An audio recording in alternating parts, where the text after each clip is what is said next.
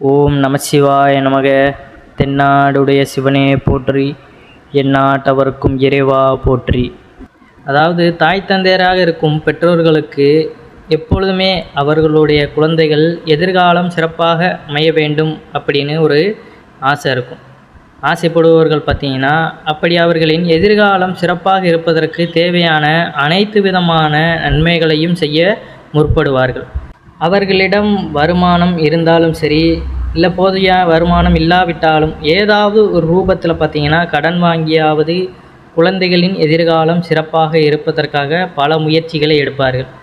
அந்த வகையில் பார்த்திங்கன்னா ஒரு முயற்சி அப்படின்னா படிப்பில் பார்த்திங்கன்னா குழந்தைகள் அதிக கவனம் செலுத்துவதற்கு பார்த்திங்கன்னா அவர்களுக்கு நல்ல ஒழுக்க முறைகளை நம்ம பயின்று வரணும். அதாவது இறை வழிபாட்டில் நம்ம எவ்வளோ குழந்தைகளை முக்கியப்படுத்துகிறோமோ அந்தளவுக்கு பார்த்திங்கன்னா படிப்பு அவர்களுக்கு மேலோங்கி வரும். ஒவ்வொரு குழந்தைகள் பார்த்திங்கன்னா குடும்ப சூழ்நிலை அறிந்து அதற்கேற்ப அந்த படிப்பில் கவனம் செலுத்தி அவர்களுடைய தாய் தந்தையர் பேச்சை கேட்டு ஒழுக்க முறையில் நடப்பார்கள். இருப்பினும் சில குழந்தைகள் பார்த்திங்கன்னா சுட்டித்தனத்தால் அவர்கள் படிப்பில் சிறந்து விளங்காமலோ அல்லது பெற்றோரின் சொல் பேச்சை கேட்காமலோ இருக்கும் சூழ்நிலை ஏற்படும்.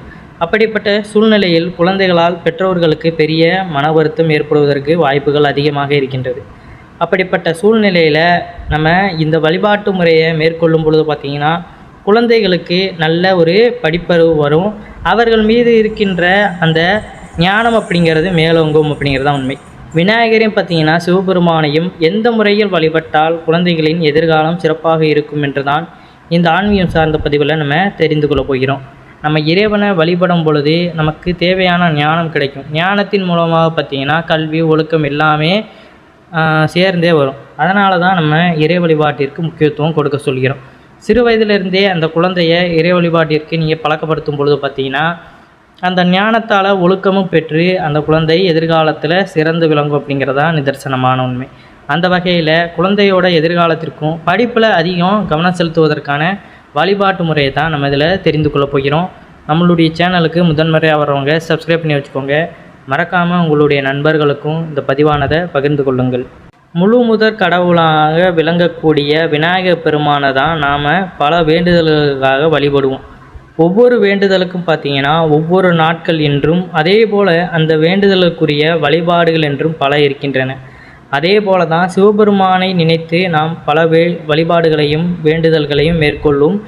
இவர்கள் இருவரையுமே, அதாவது தந்தை மகன் இருவரையுமே ஒரு சேர நம்ம வழிபடும் பொழுது பார்த்திங்கன்னா எப்படி விநாயகர் சிவபெருமானின் பேச்சை கேட்டு நல்ல மகனாக திகழ்கிறாரோ அதே போல் நம்ம வீட்டில் இருக்கக்கூடிய குழந்தைகளுமே பெற்றோர் சொல் பேச்சு கேட்டு மிகவும் நல்ல முறையில் வாழ்வார்கள். இந்த வழிபாட்டு முறையை தொடங்குவதற்கு ஏற்ற நாள் பார்த்திங்கன்னா திங்கட்கிழமை அன்று தான் செய்ய வேண்டும். திங்கட்கிழமை அன்று காலையில் சுத்தபத்தமாக குளித்து முடித்துவிட்டு விநாயகர் பெருமானுக்கு அபிஷேகம் நம்ம செய்ய வேண்டும். அதாவது மஞ்சள் கலந்த தண்ணீரை மட்டுமே பயன்படுத்தி விநாயகர் பெருமானுக்கு நாம் அபிஷேகம் செய்யலாம். வீட்டில் கண்டிப்பாக பார்த்திங்கன்னா விநாயகருடைய சிறிய அளவிலான அந்த விக்கிரகங்கள் சிலையாவது ஒன்று இருக்கும். அந்த விநாயகர் சிலைக்கு பார்த்திங்கன்னா மஞ்சள் தண்ணீரை ஊற்றி அபிஷேகம் செய்து அவருக்கு சந்தனம் குங்குமம் வைத்து கொள்ளவும். அதற்கு அடுத்ததாக பார்த்திங்கன்னா அவருக்கு மிகவும் பிடித்தமான அருகம்புல்லை அவரிடம் வைத்து 2 எருக்கையிலேயே பறித்து வந்து அதை மஞ்சள் தண்ணீரால் சுத்தம் செய்து காம்பு பகுதியை விநாயகரை பார்த்தவாறு நுணு பகுதியை பார்த்திங்கன்னா நம்மை பார்த்தவாறும் வைத்து கொண்டு 2 அகல் விளக்கை வைத்து நல்லெண்ணெய் ஊற்றி தீபம் ஏற்ற வேண்டும். இந்த தீபம் விநாயகரை பார்த்தபடி எரிய வேண்டும். அடுத்ததாக பார்த்திங்கன்னா சிவபெருமானுக்கு 6 விளக்குகளில் 12 தீபம் ஏற்ற வேண்டும். இதில் 6 தீபம் பார்த்திங்கன்னா சிவபெருமானுக்கும் 6 தீபம் நந்திக்கும் என்ற வகையில் ஒரு அகலில் 2 திரி போட்டு தீபம் ஏற்றி வைக்க வேண்டும். பிறர் தங்களுக்கு தெரிந்த 108 போற்றிகளை கூறி சிவபெருமானுக்கும் விநாயகர் பெருமானுக்கும் அர்ச்சனை செய்து வழிபாடு செய்ய வேண்டும். அதாவது அந்த விளக்குகள்லாம் ஏற்றி மனதார நம்மளுடைய பிரார்த்தனையை வேண்டிக் கொண்டு சிவபெருமானுடைய பஞ்சாட்சர மந்திரத்தையோ இல்லை உங்களுக்கு தெரிந்த ஏதோ ஒரு நாமத்தையோ நம்ம இறைவனிடம் கூறிக்கொண்டு நம்மளுடைய வேண்டுதலை மனதார நினைத்து கொள்ளணும். எந்த ஒரு சஞ்சலமும் இன்றி பார்த்திங்கன்னா அந்த ஒரு வேண்டுதலை மட்டுமே நம்ம மனதிற்குள் நினைத்து கொண்டு நம்மளுடைய குழந்தையோட எதிர்காலம் நன்றாக அமையணும் அப்படிங்கிறத நம்ம நினைத்து கொள்ளணும். இந்த வழிபாடை பார்த்திங்கன்னா நம்ம செய்யும் பொழுது நம்மளுடைய குழந்தை நல்லபடியாக படிப்பில் சரி வாழ்க்கையிலே முன்னேறி கொண்டு வருவார் அப்படிங்கிறதுல எந்த ஒரு மாற்று கருத்தும் கிடையாது. இந்த வழிபாட்டு முறையை எவ்வளோ நாள் செய்யணும் அப்படின்னு பார்த்தீங்கன்னா, இந்த முறையில் தொடர்ந்து 7 வாரங்கள் வழிபாடு செய்வதன் மூலம், அதாவது 7 திங்கட்கிழமை நம்ம வாரம் வாரம் இப்படி விளக்கேற்றி வழிபாடு செய்யும் மூலம் பார்த்திங்கன்னா, குழந்தைகளால் ஏற்படியும் அந்த சுட்டித்தனத்திலிருந்து அவர்கள் கொஞ்சம் கொஞ்சமாக வீட்டு சூழ்நிலைக்கு ஏற்ப தங்களுடைய குடும்பத்திற்கு எப்படி, அதாவது குடும்ப சூழ்நிலை எல்லாம் அறிந்து எப்படி வாழ்க்கையில் அடுத்து முன்னேற்றத்தை காணணும் அப்படிங்கிற ஒரு ஐடியாவுக்கு வருவாங்க. இது எல்லாமே பார்த்திங்கன்னா நம்பிக்கையின் அடிப்படையில் இறை வழிபாட்டின் மூலமாக நம்ம பெறக்கூடிய ஒரு பலனாக கருதப்படுகிறது. மென்மேலும் பார்த்திங்கன்னா நம்மளுடைய வீட்டிலையுமே எப்பொழுதுமே ஒழுக்க முறையில் தேவையில்லாத அநாகரிக வார்த்தைகள் நம்மளுடைய செயல்களுக்கு ஏற்ப கூட குழந்தைகளுடைய அந்த மனநிலை மாறக்கூடும். இப்போ வீட்டில் கணவன் மனைவி சண்டை போடும் பொழுது பார்த்திங்கன்னா அந்த குழந்தையின் நிலை வேறு மாதிரியான எண்ணத்திற்கு போய்விடும். இதனால் கூட பார்த்திங்கன்னா அவர்கள் படிப்பில் கவனம் செலுத்துவது அப்படிங்கிறது இயலாததாக இருக்கும். எந்த ஒரு விஷயத்திற்கும் பார்த்திங்கன்னா முதல்ல குழந்தைகளை நம்ம வற்புறுத்தக்கூடாது. அதாவது நீ இப்படி ஆகணும் அப்படி ஆகணும் நம்ம வற்புறுத்தி அவர்களை அந்த நிலையில் படிக்க வைக்கக்கூடாது. அந்த பயம் அந்த உணர்வோடு அவர்கள் படிக்கும் பொழுது பார்த்திங்கன்னா அது எந்த வகையிலையுமே அவர்களுக்கு பலனை தராது.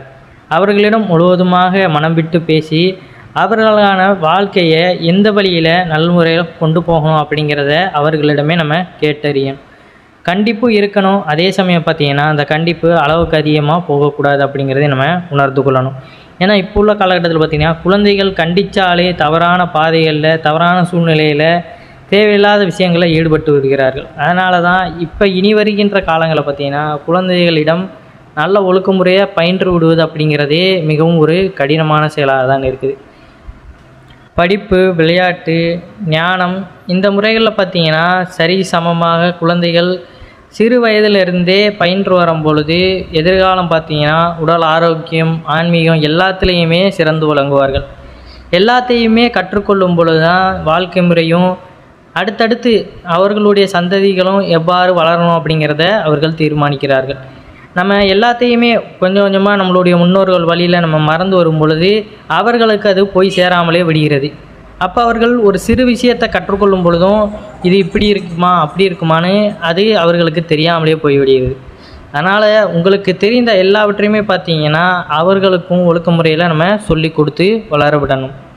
இப்போ இருக்கின்ற அந்த வழிபாடு முறைகளையுமே, அதாவது சாமி கும்பிடுவது, அதன் மூலியமாகவே குழந்தைகளுக்கு அந்த சிறு வயதிலே ஒழுக்கமானது பிறந்துவிடும்.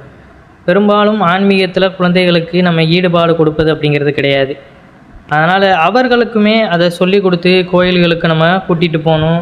இறை வழிபாடுனா இப்படி எல்லாத்திற்கு பின்னாடியுமே அவர்களுக்கு ஒவ்வொன்றா நம்ம சொல்லிக் கொடுக்கும் பொழுது அந்த ஞானம் ஒழுக்கம் அப்படிங்கிறது தவறாமல் வரும். ஏன்னா நமக்கு சொல்லி கொடுத்தார்களோ என்னமோ நாம் கற்ற இப்போ நம்ம தெரிந்து கொள்வது எல்லாத்தையுமே அவர்களுக்கு சிறு வயதிலிருந்தே பயிற்றுவிப்பது நல்லது. அதிகாலை வேளையில் அந்த பிரம்ம முகூர்த்த நேரத்தில் எப்பொழுதுமே குழந்தைகளை எழுந்து வைக்க சொல்வதுக்கு நம்ம பழக்கப்படுத்தணும். அதாவது இரவு நேரங்களில் சீக்கிரமாக சாப்பிட சொல்லி தூங்க சொல்லிவிட்டு அதற்கப்புறம் பார்த்திங்கன்னா அதிகாலை வேளையில் எழுந்து படிப்பது போன்ற செயல்களில் உடற்பயிற்சி இல்லை சிறு வயதிலிருந்தே இறை வழிபாட்டிற்கு முக்கியத்துவம் கொடுக்கும் வகையில் நம்ம நல்ல நல்ல சோஸ்திரங்கள், தேவாரம், திருவாசகம் போன்ற நல்ல நல்ல நூட்களையுமே படிக்க சொல்வது இன்னும் சிறப்பு வாய்ந்ததாக இருக்கும். அவர்களுக்கு முக்கியத்துவம் கொடுக்கும். ஒவ்வொரு நாள் நம்ம அவர்களை செய்ய சொல்லும் பொழுது பார்த்திங்கன்னா முதல் நாள் சலிப்பாக இருந்தாலுமே போக போக அவர்களுக்கே ஒரு இன்ட்ரெஸ்ட் வரும். அந்த அதிகாலை வேளையில் பார்த்திங்கன்னா செய்கின்ற எல்லாமே ஒரு தெளிவோடு செய்கின்ற ஒரு செயலாகத்தான் இருக்கும். அந்த வகையில் தான் நம்ம பிரம்மமுகூர்த்த வேளையில் இவ்வாறான விஷயங்களை செய்ய சொல்வது. அதனால் கண்டிப்பாக பார்த்திங்கன்னா அதிகாலை வேளையில் படிக்க சொல்வது போன்ற எல்லா விஷயங்களையுமே நம்ம கற்றுக் கொடுக்கும் பொழுது அந்த நேரத்தில் உள்ள அந்த இறையாற்றல் அவர்களுக்கு முழுவதுமாக அதை கொண்டு போய் சேர்க்கும் அப்படிங்கிறதுல எந்த ஒரு மாற்று கருத்து கிடையாது. அதனால் குழந்தைகள் படிப்பில் கவனம் செலுத்தலை அப்படின்னு வருத்தப்படுவதை விட்டுட்டு கொஞ்சம் கொஞ்சமாக அவர்களை எவ்வாறு அவர்கள் முறையில் முன்னேற்றலாம் அப்படிங்கிற இந்த வழிபாடுகளை செய்து கொண்டு வாருங்கள். 7 வாரங்கள் முன்பு கூறினது போல சிவபெருமானுக்கும் விநாயகருக்கும் அபிஷேகம் செய்து அந்த விளக்கேற்றி வாருங்கள். கொஞ்சம் அவர்களிடம் ஒரு மாற்றம் தெரிவது நீங்கள் காணலாம். நம்பிக்கை இருப்பின் இந்த வழிபாட்டை செய்து அனைவரும் பயன்பெற்று என்றும் நலமுடன் வாழ வேண்டும். நன்றி, வணக்கம். ஓம் நம சிவாய நமக.